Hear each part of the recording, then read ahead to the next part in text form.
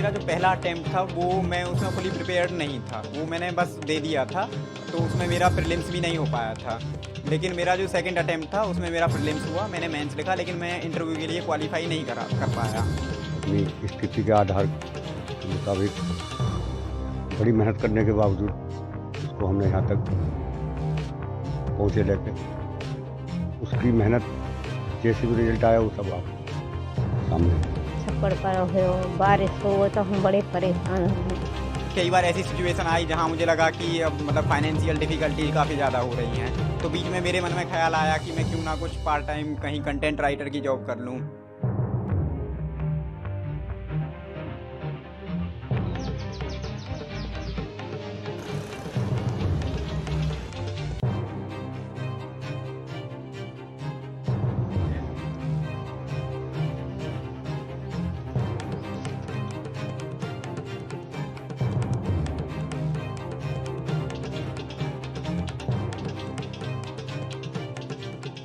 ये नेसेसरी नहीं है कि आप कोचिंग करेंगे तभी आपका सिलेक्शन होगा।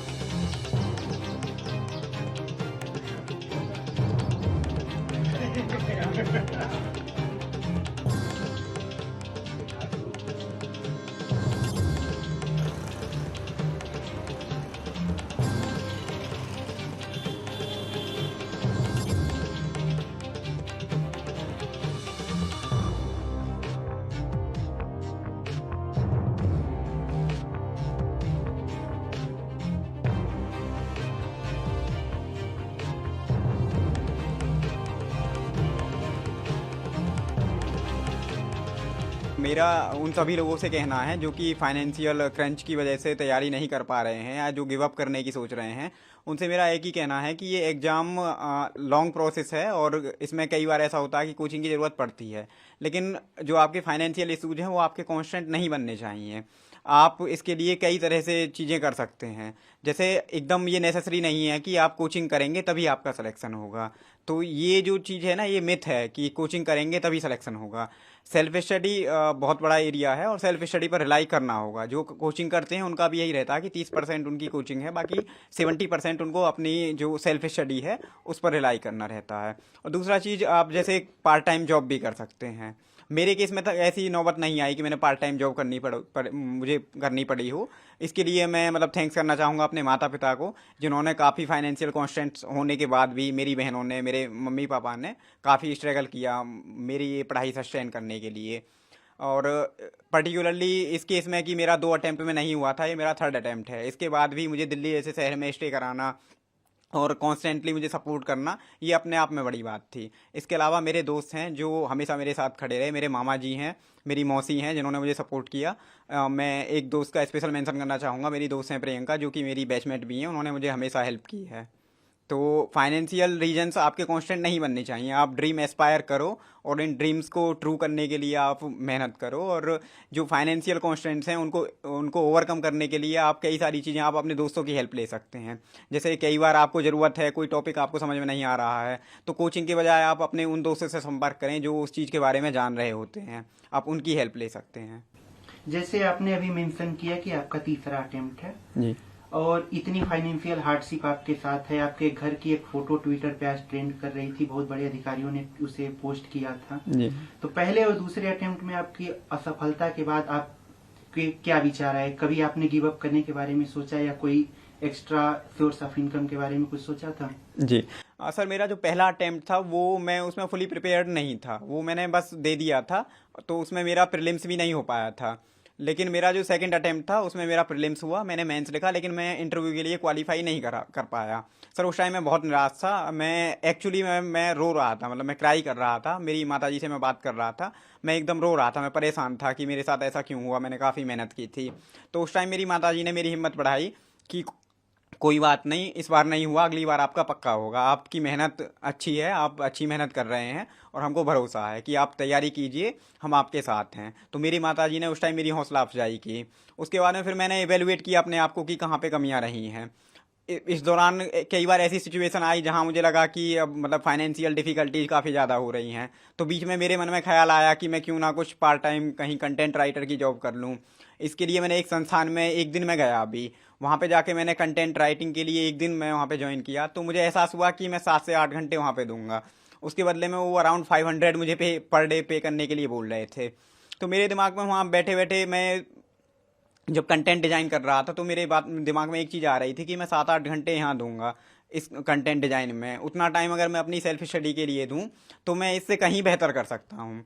तो उस टाइम मैंने जो मेरी अर्जेंट नीड थी, जो मेरी अर्जेंसी थी कि मैं कुछ पार्ट टाइम जॉब कर लूँ, मैंने उसको थोड़ा सा ओवरकम करते हुए एक लॉन्ग लॉन्ग टर्म अपने आप को प्लान किया कि भाई आज मैं 7-8 घंटे इसके बजाय अपनी तैयारी में दूं ताकि मैं अच्छा कर पाऊँ। आपके घर की एक फोटो इंस्टाग्राम और ट्विटर पे वायरल हो रही है, उसके बारे में आप क्या कहना चाहेंगे? आपके घर पे गैस सिलेंडर नहीं है, एक घर की फोटो है, सामने पशु है और कुछ लोग मिठाइयाँ बांट रहे हैं, उसके बारे में आप क्या कहना चाहेंगे? हाँ सर, वो तस्वीर रियल है, वो वास्तविक है, वो मेरे ही घर की है। और मैं सर एक लोअर मिडिल फैमिली से बिलोंग करता हूँ, तो सर तस्वीर वास्तविक है वो।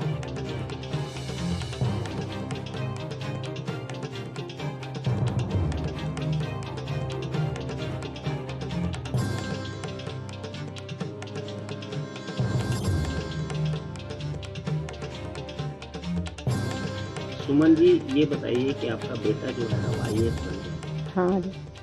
और क्या महसूस आप कर रही हैं? बस ये है कि महसूस क्या कर रहे हैं, अच्छी बात है कि जो आज यहाँ तक आए गए हम।